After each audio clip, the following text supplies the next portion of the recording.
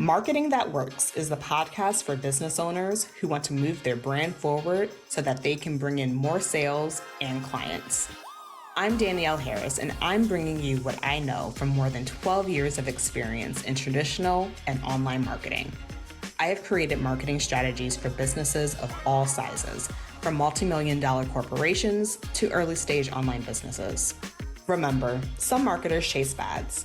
I believe in mastering the fundamentals.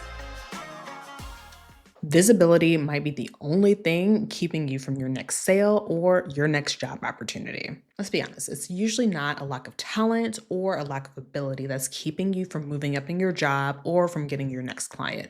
Someone else is just being more visible. And in today's episode, I actually have it pulled from a LinkedIn Live that I did with Jahna Berry.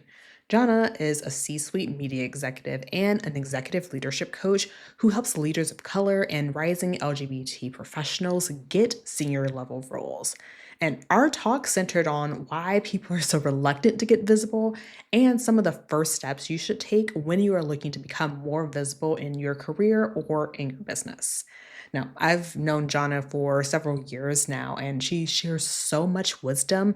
And I'm so glad that I'm able to share this conversation that we had with you all today. So, please enjoy this chat that I had with Jahna, and also go check out the masterclass that she is hosting. All of that information is linked in the description.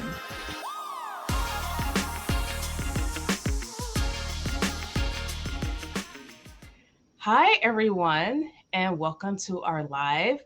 Today, we are going to talk about how you can successfully leverage visibility to advance your career or your business. I know a lot of you out there are either thinking about in this new year, I want a new job or a promotion, or you're thinking about leveraging visibility for your business, or you're thinking about both. And so I'm so excited to dive into this today with my guest, Danielle, who I'll talk about in a minute. First, I'll introduce myself. My name is Jahna Berry. I'm a chief operating officer, and I've worked in the media industry for many years, and I'm an executive coach. And in my executive coach business, I help rising underestimated leaders get, keep, and thrive in senior level jobs. And if you're interested in more leadership information, I have a free masterclass that's coming up later on this month. If you DM me, it's about how to get a leadership job in 2026. And for this live, though, we are going to talk about visibility. And I want to talk about my incredible guest, Danielle, and how we met. Danielle and I were in the same coaching certification. And when I met Danielle, I found out Danielle had this incredible background as a corporate marketing executive. In the sessions, she was dropping gems about visibility and marketing. And I found out we were both from Detroit. And I was like, I have to know this person. Who is this? And so I was so excited that Danielle could be here to talk about how to leverage visibility. And Danielle, I'll let you introduce yourself. Yes. Well, first of all, thank you so much, Jahna, for having me on and let me share a little bit of wisdom with all of your audience. My name is Danielle Harris, and I am a marketing and leadership and personal development coach and consultant for people.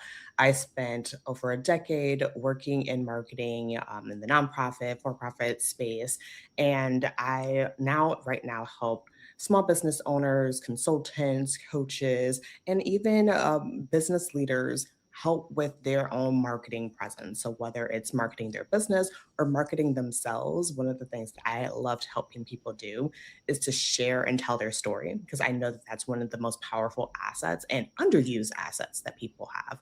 And so, I am so glad that we are able to work together and talk together today and share with everyone.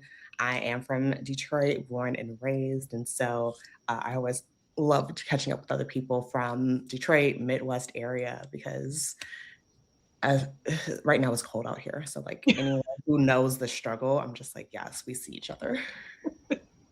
Absolutely. Um, well, I would love to dive in. One of the questions that I hear most from clients or people who are thinking about increasing their visibility is, so why can't I just do my job? How come I can't just be good at my job? Why Right. is being visible important? And so I'm so curious that you probably hear that also a lot from clients, Danielle. What's your perspective on that? Yeah. So I want to take it back to high school. When I was in high school, I spent freshman, sophomore, like all the time in student government, student leadership. And I helped out with building floats for homecoming parade. I helped decorate things. I helped organize parties and plan all of the things. And I stuck my head down. I was in the subcommittee meetings. I showed up and I did all of the things. And so I was just like, I'm a hard worker. People who are within like my little group, like they know that I always show up. I never am late for any of the meetings. I come up with great ideas, all of this stuff. And then it came time to pick for the senior class board. And so I was just like, oh, well, I'm a shoe-in. I've been doing this for the past 3 years. I always come up with great ideas. The team that I'm with is amazing. And I wasn't selected to be on there. And I went back to like, why wasn't I picked? Why wasn't I part of like the senior class board? And they were just like, oh, we didn't really realize that you were doing anything. Like we knew you were there, but like you were just like kind of around.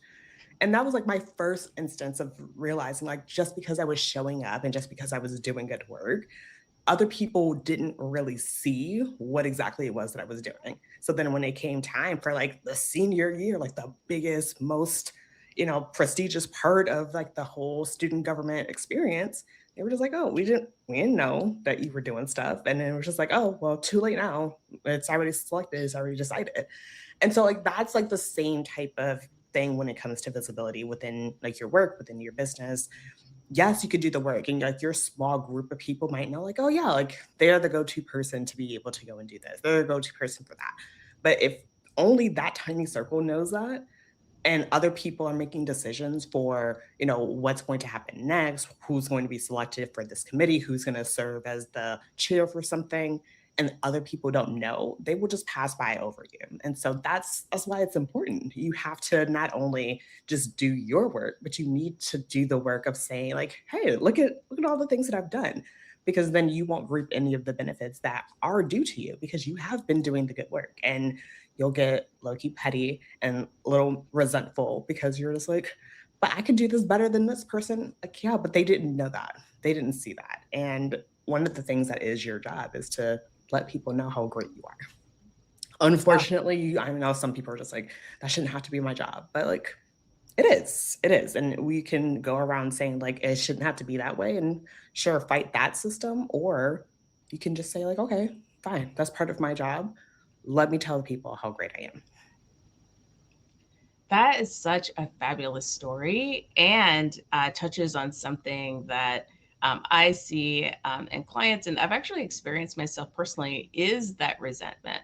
You know, a lot of times, if you feel like you're the hard worker and that you are doing your best work, but you see that just working hard isn't getting you as far as you thought that it would, you feel resentful. Mhm. Um, and there's a framework actually that I talk about with my clients, is that there are about 7 things that change when you start to shift from, lower level jobs to more senior jobs. And it's based on what I personally went through in my life, as in my career, where I started as a night shift reporter, covering public safety. And then I became an editor, and then later a director and operations chief, and then later to the C suite. Is that there were several things that changed. And one of the things that kind of quietly changes when you're moving from being like a frontline manager to someone who's a more director or more senior is that your boss is no longer your kind of primary advocate of what you do. It's actually Mhm. expected that you become the advocate for what you do, and you're supposed to be building your own narrative about your work. But if you worked in for a long period of time, you spent probably like I did, maybe the first 10 years of your career where your boss was always your primary champion. And so it can be a very abrupt shift to gradually realize, as I did, like, oh, hey, my boss doesn't talk about me as much anymore. And it's not because it's malicious, it's because that's a shift that happens in senior leadership, that you are actually required to carry on your own narrative, which can be really, really hard. And so, if you're one of those people thinking, well, how come I can't just do my job? Often it's because, due to the nature of your work, it's actually on you now to not only talk about your own work and what you're doing internally and externally, but also too to talk about the work of maybe the people who are on your team, people who you may supervise as well. Yeah. And I think that it's always a thing where it's not overtly said and communicated that that is the case. And then also, it's the fact that people aren't necessarily always taught this is how you self advocate and promote yourself. And these are the reasons why.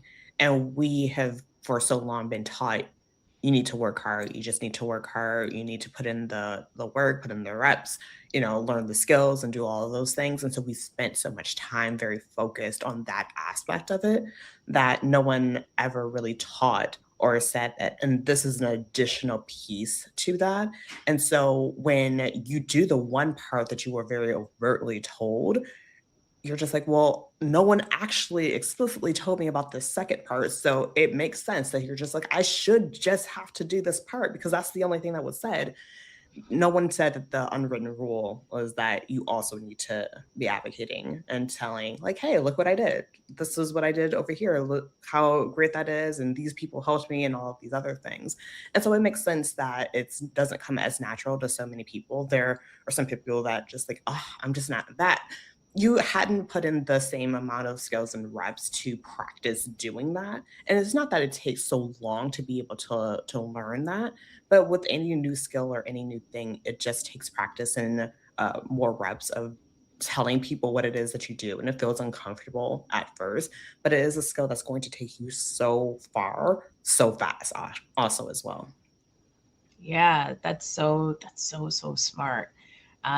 I am so curious, since you talk to business owners so often about raising their visibility. If you're hearing some of the same things I'm hearing from leaders or rising leaders, underestimated leaders, about raising their own visibility, what types of fears are you hearing from people who are considering getting out there a little bit more? Yeah. So one of the main things is, people say that I came to start a business because I wanted to help people do design work. I wanted to help people become more confident. I wanted to help people do like this one particular thing. That's what they are called to do. Sometimes people are like, I'm systems behind the scenes type of person. I like to help people do that.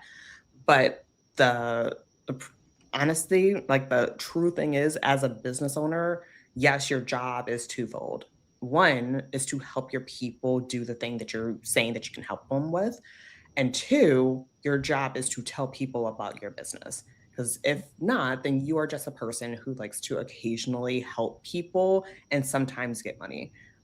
Otherwise, like, if you don't have a business if you are not actively publicizing, telling people, "Hey, come work with me and go and do this." And so those are 2 different skill sets that a lot of people who come to work with me, they don't realize or recognize. They know that they have a need to improve the skill of the core thing that they do, whether, they help with systems, whether they're a graphic designer, whether they're whatever it is, like, they understand that portion of it, but it's the promotion side of things that they're usually just like, I know that I have to do this and I know and realize it's important, but it's very difficult for me.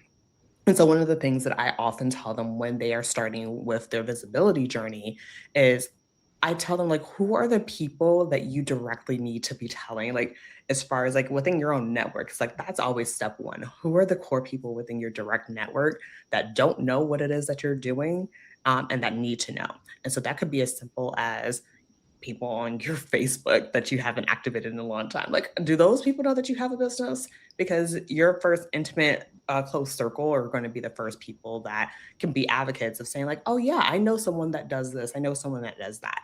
And so the same thing within your, corporate career, if you're looking to get new opportunities, who is that first layer of people within your circle that you haven't really expressed, like these are the things I'm going after, that you can start telling, like, hey, like this is something that I'm looking to go towards.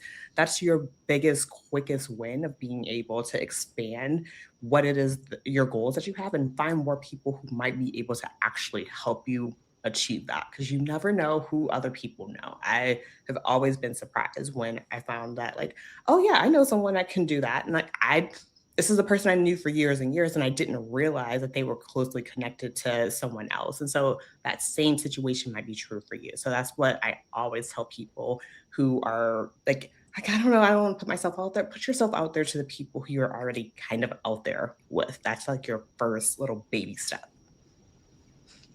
That's such a good tip. And I know the people who are watching are really interested in tips. So that one is a great, accessible one. Uh, when I'm talking to coaching clients who are underestimated leaders, so we're talking people maybe the first generation and their family to have a senior level job or white collar job. Maybe you are a person who is a person of color or LGBTQ.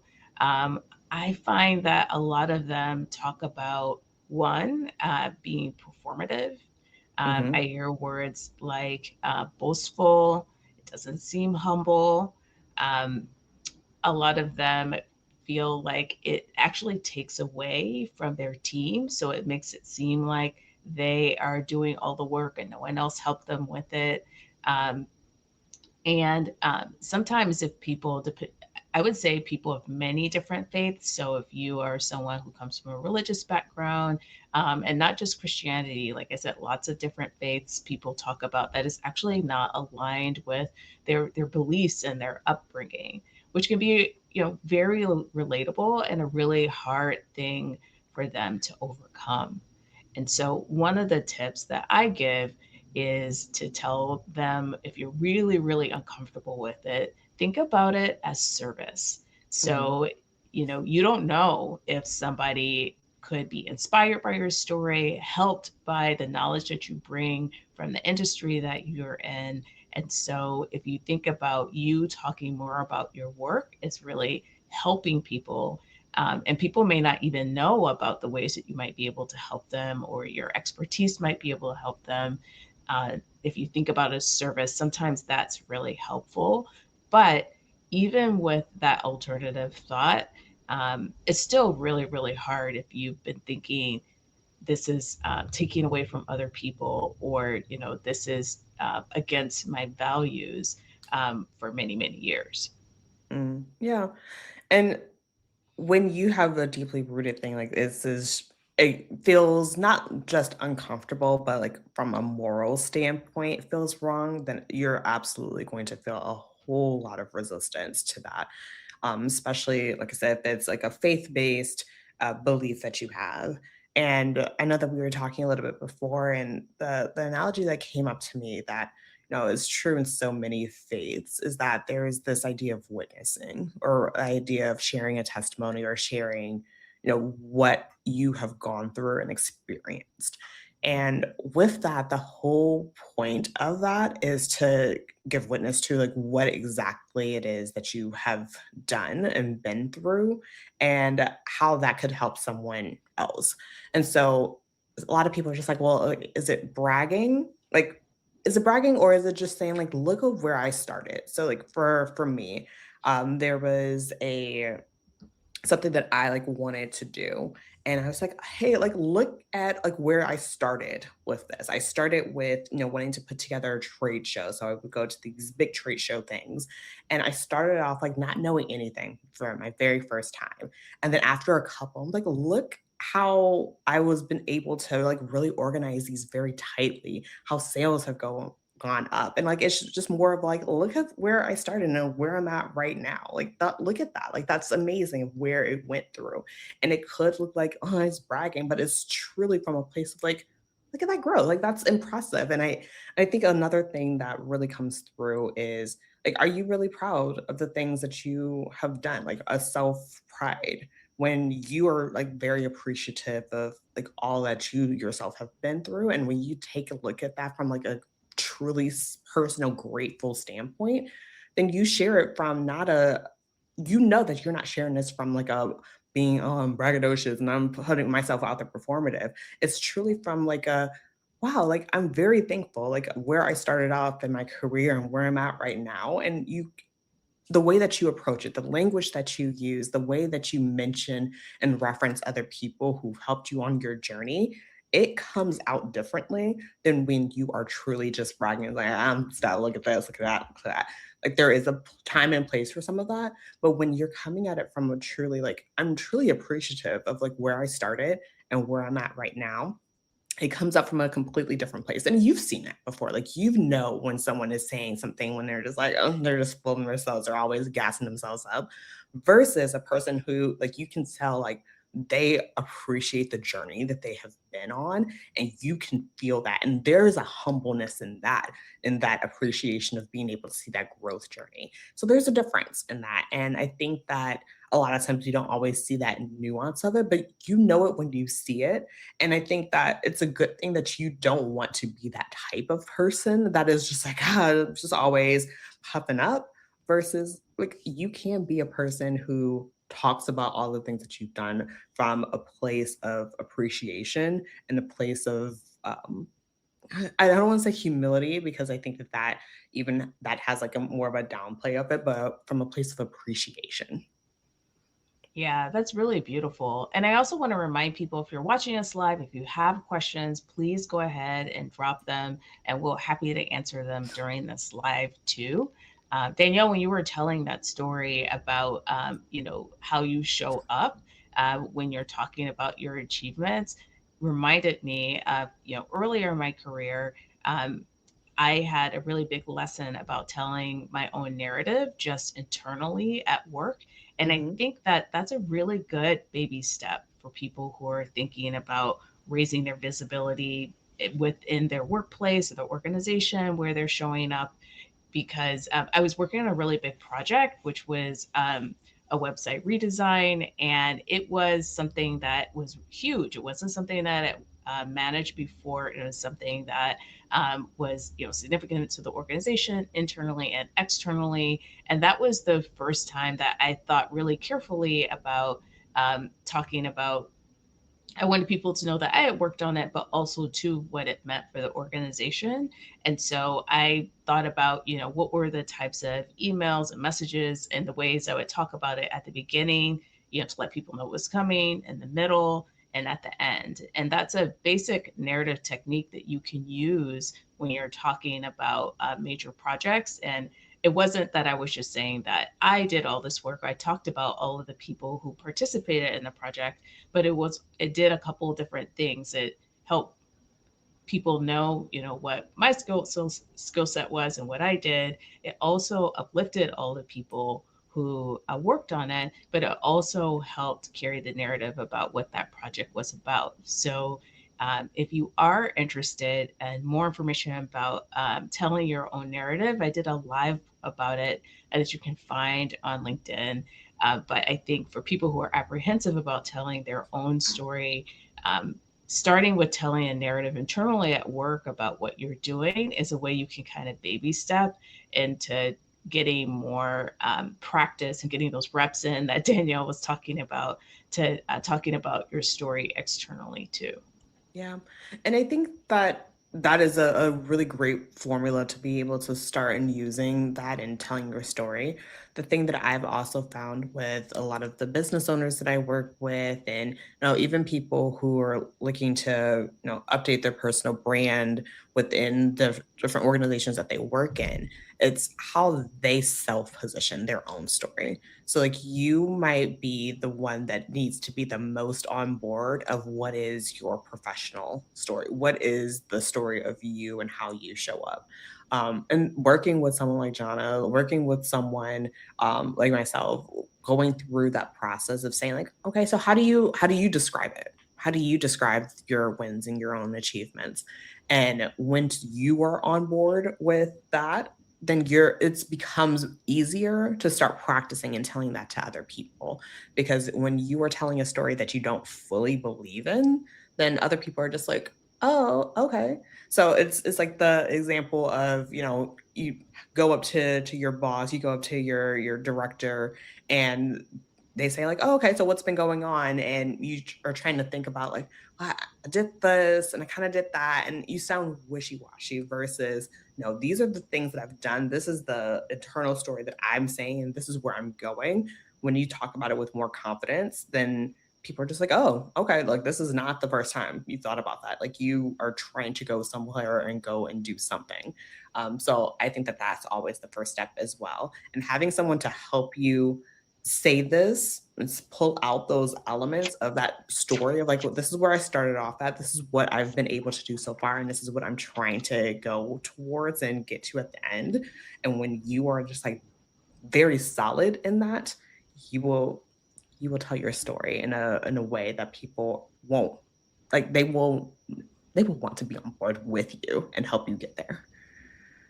Yeah, I think that that's one of the things that people often underestimate, especially as rising leaders. In order for us to feel safe, we're always um, circumnavigating and clocking how other people are perceiving us. Mhm. And so to be more out there, more open, feels, very vulnerable because you're always Mhm. wondering, what other people are thinking. But the one thing that I've told clients and I've experienced myself is that you would be so surprised how many people just want to see you win.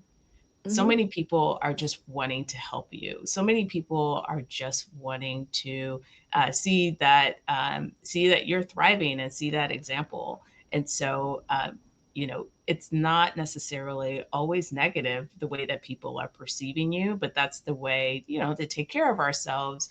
When you're from a background and you've been underestimated, you always kind of go to that negative thought, but there could be some really positive ones out there too. Mhm. No, absolutely. And, like, even if you're the person who's just like, "No, there are people that are out to get me, and they're coming," like, sure, maybe there is. Maybe your light is just shining, like, you, like, rub someone the wrong way with something. Sure, maybe that's the case. I bet you that there were way more people, and you have way more advocates that are, like, willing and waiting, just wanting to help you out and show you, like, how you can circumvent, different potholes or pitfalls that are going around, and want to give you a leg up, but you do need to take that first step. So I'm not gonna doubt. I'm sure all of you all are just like, I have so many haters, and if you have haters, and you also have people that are like ready to help you as well. Like the opposite can be true too. Um, but I think that we like to focus more so on the negative, and that's human nature. But yes, there are more people that are going to be out here willing and wanting to see you win, even from the sidelines. People that you're just like, I've never even talked to this person, but they're secretly rooting for you. I've personally seen this where I'm doing stuff and they're just like, yeah, I see you out here doing this. I'm like, I didn't even realize you noticed me, but they do. So please remember that, bang on that, that there are people that are rooting and cheering for you. Yeah, that's such a beautiful thought.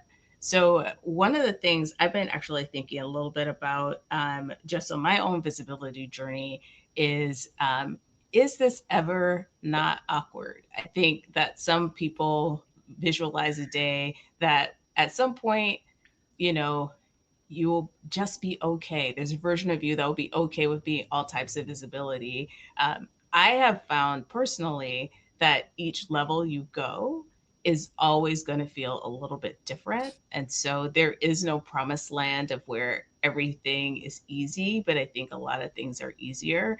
But I'm Mhm. curious, what is your experience? Yeah. So especially for the people that I work with, visibility for them usually looks like in terms of audience size on social media. So whether it's on LinkedIn, a certain audience size, whether it's on Instagram, a certain audience size. And so when they think of like more visibility, there's just like, okay, there's more eyes on content that I post. There's more eyes on, me putting my business out there. And so when people are at one stage, let's say that they have, 1,000 people that are looking at them, that might feel like a lot, especially if they started off at like 200 people kind of regularly looking, and now they're at 1,000. That feels like a big jump, way more eyes on them. And then they get to a point where it's just like, okay, no, like this feels comfortable. And so there will feel a point where you're just like, okay, like I'm used to this. But what always happens with humans, human condition, you want to have a little bit more. And so you're just like, okay, I'm good with this, but I want 10,000 people to be in my audience. But also, do I feel ready to have 10,000 eyes on all the things that you do? And so like it's a spectrum of things. Once you get comfortable with one, to your point, Donna, like there's like another, you move the goalpost of like, okay, well now I want like millions of eyes on me. Now I want to have like these really big, influential, be on big stages and all of these other things, talking, interviewing celebrities, doing whatever it is that it is for you. The scale always kind of moves and slides, and at each level, you're picking up new skills. You're getting more in touch with, well, what if people don't like what I have to say? You'll get more and more comfortable with that, or at least you'll learn how to manage those feelings that you have. You'll learn how to be more sure of your thoughts and your opinions on things, even if other people are saying something that's completely different. But it's always like a new skill building on top of each other. So you can get comfortable, and if you're just like, this is all that I want right in this box, then you can fully like get all your skills, and you're just like, and I'm going to stay right here. Then you can feel comfortable, and if you don't want to grow and do anymore, then you can absolutely stay there, and you can feel like I'm on top of it. I know exactly what to do. But the human condition is usually like, but I think I could do more. And so you are going to have to be able to grow and evolve. And honestly, I think that's the beauty of it, because then you'll be able to one day say, like, the thing that I thought was going to be super hard at one point started to become easier. And so I think that can be a very beautiful thing if you look at it from that perspective. Yeah, I completely agree. You're giving me flashbacks. I remember at different visibility junctures in my career. So I remember the first time I ever led a news meeting. So for those of you who are not in a meeting, that media, that means that maybe all the editors, or if you're in broadcast, all the producers, being in one room and talking about the news stories of the day. People with a lot of gravitas, people who maybe had really impressive careers, and me as like kind of a manager leading that with people much more senior than me. And I remember my voice shaking as I'm like, trying to corral the meeting and figure out what was going to happen that day. And then later that became really easy. And then I did my first panel discussion and, slept zero before I ever did a panel discussion. And then later that became easier. And then later, last year, I challenged myself to write on LinkedIn at least twice a week. And I remember, I think those first two posts, I think I read them, I don't know, 6 or 7 times. I didn't even send them out at first. Before that became really easy. So it is a journey for everybody. Yeah. And what might be easy for one person might be super difficult for the other, and vice versa. It's all your own personal journey. And I think that the biggest thing is you have to be willing to practice and again put in the reps for that. I know that, something that I always have to get very comfortable with is, even like I tell people all the time, but it's telling my own story, because the thing that I always default to is like, "Ugh, it's not even that interesting. I haven't like done enough, or I haven't arrived yet, or whatever it is." But also, like I said, like retelling that. And then when I speak to larger and larger audiences, it's like, okay, well, they're not gonna think that that's like anything special or important. And then going to the next level, which is like, okay, I've accomplished some more things, but like now I'm facing like an even more impressive audience. So they're definitely not gonna do that. So you're gonna face the same challenges. You're gonna, on different levels, the same internal thoughts that you're just like, I don't know if I'm good enough. You're gonna face them at every level when you think like, I feel like I've like solved all of this before. Every time you're facing new challenges like that will come up again. But that's why I also believe that it's so important to surround yourself with people who are just like this is your pattern. This is what you always think about when you're going through and trying to take on new opportunities and new things. And when you have a leadership coach, when you have people that are on your team, they're just like, this is what you do, and these are the tools that you'll use to be able to circumvent that and to gain stronger resilience against them. I think that's going to be all the difference, because doing this alone, you feel like, oh, I'm a failure because why am I having to go through this all over again? Having people that are on your side that can help you to normalize that this is part of the experience and you are not, messed up, broken, or anything else because you are revisiting things that you felt like you should have already been over. It's something, like I said, I deal with things that I deal with and help my clients navigate through. So it's perfectly normal, and that's why it's perfectly normal for people to have support as they go through this process, as they're getting new visibility, because visibility is something that is inherently just, it's a very vulnerable thing, because your brain is just like, I'm opening up myself to attack, to comment, to whatever it is, for judgment. And so having support as you're going along on that journey is incredibly important. Um, People that you can confide in, people that you can say, like, okay, is this the best way that I want to do this in a way that's not going to make me completely freak out? I think that's one of the number one things that you can do. Yeah, that's really really smart. Um, I want to dig into before we give some tips at the end, a client examples for the people who are watching about how visibility has helped. Hmm. And I wanted to share one that actually happened recently, and I love this because it happened during the holidays. A lot of times people feel that people don't get hired during the holidays. I actually had two clients that got hired during the holidays. And one of them was an introvert who was used to doing really high level work, but had not built out as much of a personal brand for themselves.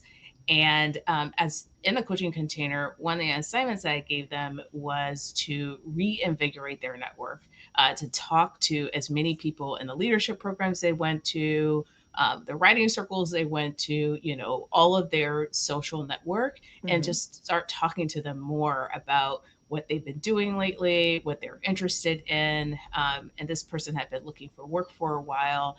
And they also did lots of other things in the coaching container.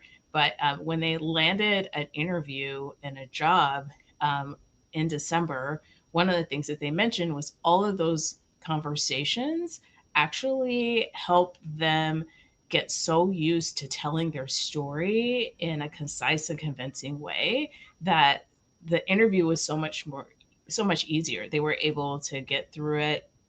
They were able to present themselves really confidently and was a finalist for and got the job. And Mm. so I love that story because even though they were also doing things that you would typically do during a job search, like posting a little bit more on LinkedIn, that storytelling component and the ease around that ended up being a deciding factor for them getting the job that they have right now. Yeah, no, that's definitely a brilliant, brilliant story. I two stories come to mind. One is like my own story, and then one is a client and her growing her business. But I know that, one of the things that I did within my corporate career was, I did a whole lot of things. I stayed at the company for a long time, and I started off as an intern. So like I started off super young, and people viewed me as like, oh yeah, like she's the young intern. She's helping us with social media type of stuff. And so like that's how I kind of entered in and was viewed for a long time. She's like, oh, okay, like the senior, like the not the senior person, like the low person on the totem pole. And I kind of like rose up. And as I was going through my career and being seen within the organization, something that I was very clear about, that I was very much in love with, was like I was all about traveling. I always liked to go to some place, one place or another. And on one hand, you just think that, like, okay, that's just like a little personal thing. Like, yeah, people like to travel, but like I was traveling abroad. I was going to all of these different places. Not only that, when people had conversations with me, I was bringing up international affairs. Like, oh yeah, did you hear? there is this election happening over here and over there. And I was just like kind of like telling people about some of the things that I was passively interested in. Then when I was going through to get my MBA, everyone knew that like, oh yeah, Danielle's going to be out of the office for a period because part of her program is like an international European studies of business portion on there. So like everyone knew that portion of it. And so it was more of like a branding, like, yes, Danielle is always up to go on the work trip for a couple weeks. She's always interested in this, she's always interested in that. And so when the time came for opportunity to come up to lead international marketing for the organization, it just made sense because the job role, like it wasn't, I didn't know that it was out there. It was not publicly advertised or anything, but I had established a brand for myself. Like Danielle likes to travel and she is aware and up to date on all things that are happening in like the business world of that. And she's proven herself with like the other work that she's done. I was just given the job. They were just like, we have this job, it's yours if you want it. And I think that that is one of the things of visibility that I think other people don't think about. Like some people are thinking about like, oh, you have to post, you have to do this. Sometimes it's just positioning yourself within an organization that gives the visibility of like your interests and the things that you like to do so that when things come about, you can be the first choice that is tapped for opportunities. So I think that that's one way that you can go about and really position yourself. Another thing, like when I was thinking about for my clients and the things that they are able to do, I have one client in particular. She very much wanted to grow her business through, online social media type things. But like that just wasn't her. That wasn't her personality. Like she could do it well, but the way that she really shined is when she just talked to people. And so one of the things that I challenged her to do was just to go and talk to people who she is already connected with. So I had her to go to networking events. I had her to reach out and engage with people that she had formerly worked with. And through that process, she did that for maybe a couple months or so. She was able to get contracts with people because they were reminded of like, oh right, she's brilliant at what she does. And I just talked to her, got hired for a couple jobs. And then that also led to her being referred out to other people, and because she has the personality, like she's I will say she's a little extrovert, but the same thing works for my introverted people as well.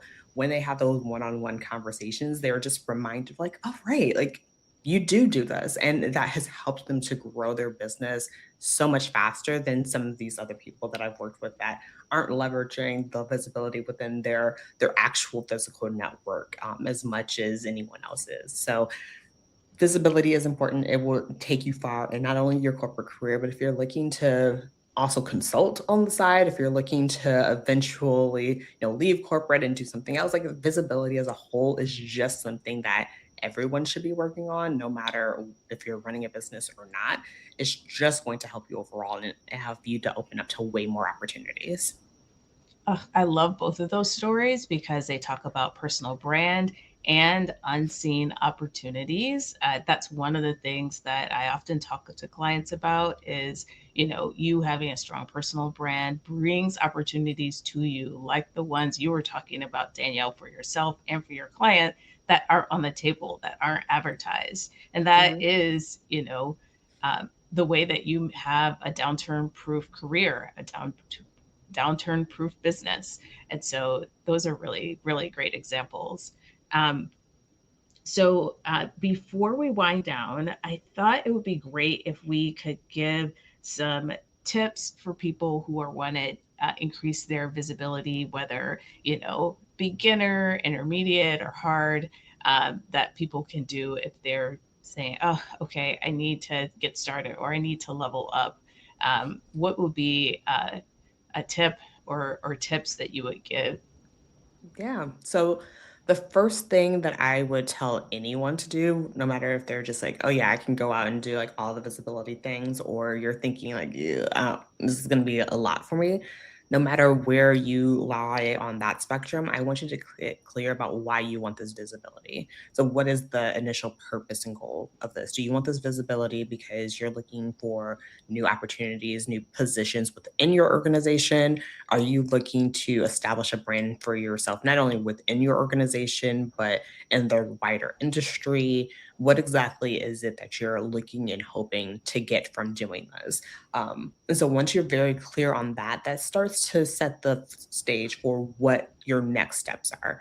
And for the most part, for most people, those next steps are going to be involving tapping into your network. Now, some people like me, when I'm starting out, like, what network? I don't really have a network of people. Like, I don't know anybody. I'm just kind of starting off, or you're thinking that you're very bad at like facilitating and garnering a network.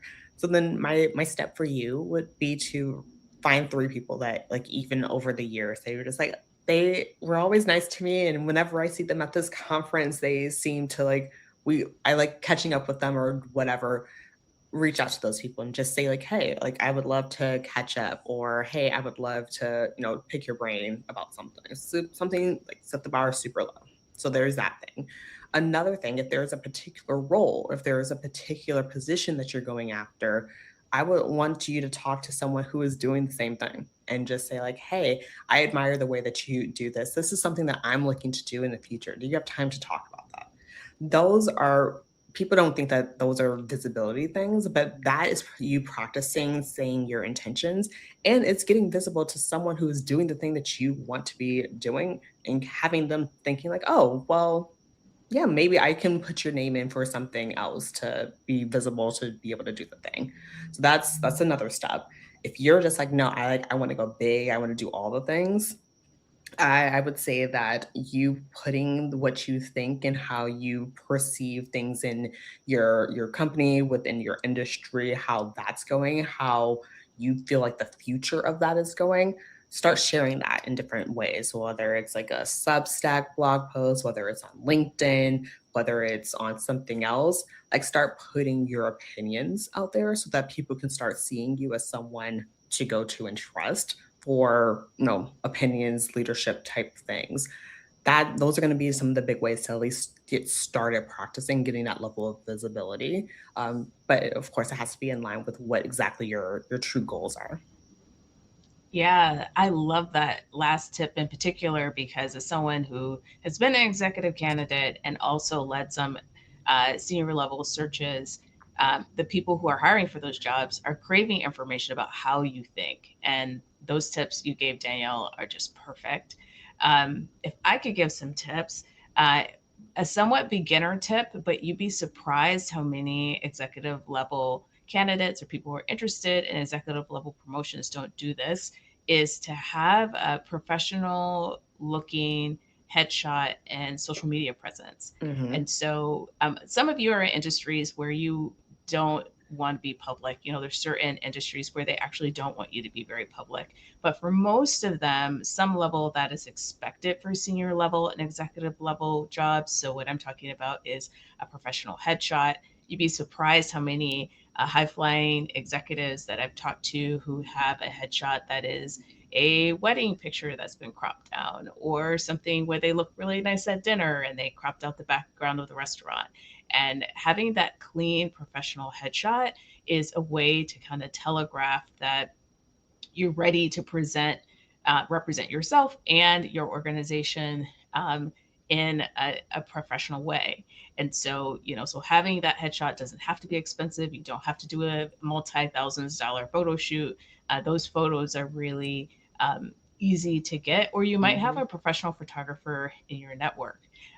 The other reason that I talk about social media is because beyond a certain level in an organization, you're going to be expected to represent them either by reposting things from their social media accounts, their corporate or organizational accounts, or maybe you're going to be talking to the media. And so, being able to represent them on panels, for example, or at a talk.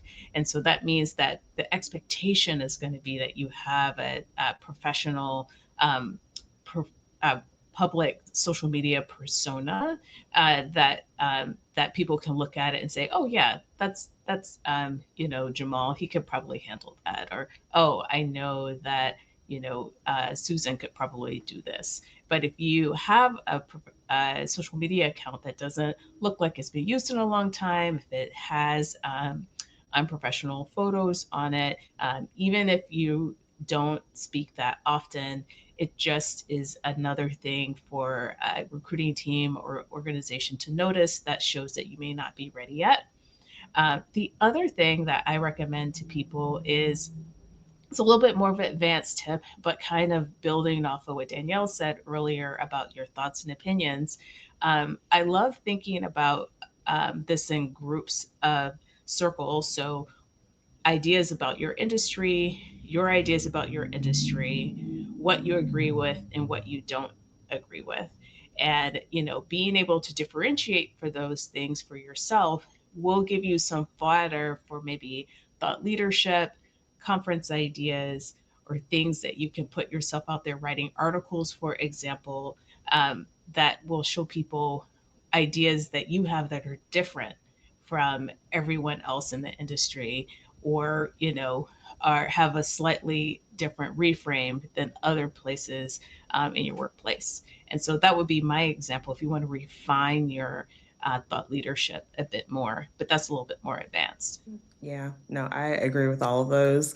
If you're thinking like, oh, the headshot thing, you have no idea how many of these networking breakfasts and like networking events that I go to, and they say that they have free headshots being taken at them. Like you can spend $20 to go to a mixer and then get a free headshot at that. Like it doesn't have to be that deep for things. And there's always usually someone who's looking to, beef up their roster of headshots. If you're just like, oh, I don't know if I want to spend money on that. Like that doesn't have to be a barrier at all.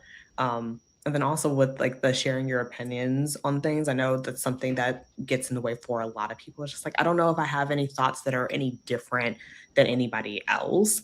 They're just like, they're not super unique, super anything. Usually, just you sharing an opinion, even if it's an opinion that you've heard before, you putting it out there is usually enough to help you. It's like, oh, you're a person that will put that out there. So I think that people usually get stuck on like the uniqueness factor of it. The fact that you're putting it together is what's going to help make it unique, and you're automatically going to have some type of spin on it that's going to be a little bit different. But like don't stress out about the fact like it's not so groundbreaking, it's so extra unique.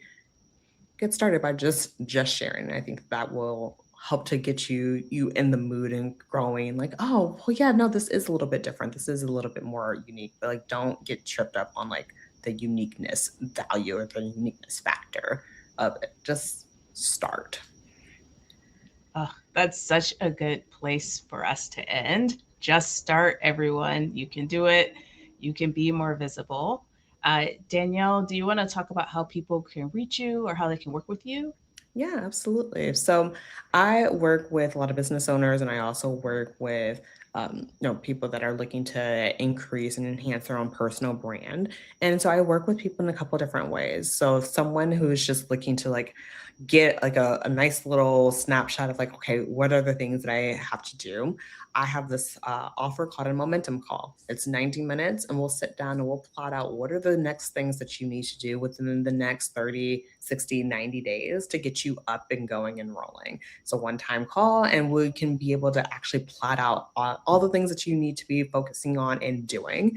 And if you're more of a person that's just like, okay, great, I have a plan, but when it comes to actually executing on a plan of being able to put everything together, like I need a little bit more help and back and forth and consulting on that, then I have a program called the Blueprint, where we literally map out the blueprint for your own success, whether it's for the success of plotting out how you're going to position yourself within your own business, if it's how you're going to position yourself within your organization. I help you over 1 to 3 to 6 months go through and actually come up with a plan, help you to refine that, and help you to have all the tools that you need so that you can have that level of visibility that you're really wanting. So that's how you can work with me. But if you're just like, I'm just nosy, I just want to hear more about what you have to say, Danielle, then you are more than welcome to visit my podcast, Marketing That Works. And so you can hear more about my thoughts on marketing, my thoughts on telling your own story. And I have a lot of resources there as well. And then you can always follow me here on LinkedIn, or you can follow me on Instagram. More than happy to chat with everyone. And yeah, I just like going back and forth. So if you just have a random question about anything, feel free to reach out to me. I love it. And Danielle, I love your podcast. I love that it's short and actionable, so useful. So, if you're interested in learning more about me, my name is Jahna Berry. And like I said, I'm a media executive, but I'm also an executive coach, and I help rising leaders get, keep, and thrive in senior level jobs. And so, if you're looking to get a promotion, get a job, or if you have that big job you always dreamed of and now you're just like, oh crap, how do I do this big job now? I also help people with executive presence and help them with executive leadership issues, team building, the works. I also have a free masterclass that's coming up about how to get a leadership job in 2026. And so DM me on LinkedIn and I'd be happy to get you all the details. And also, in my regular executive container, I have an offer called Executive Breakthrough. And that is a 6 month container where I work with people to either get that executive level job or either to um, learn and deepen their executive practice. So, thank you all for coming to this LinkedIn Live about advancing your visibility in your career and business. Thank you so much, Danielle, and I can't wait to talk to you again soon. No, it's a pleasure. Thank you for having me on. All right, take care. Bye. Bye.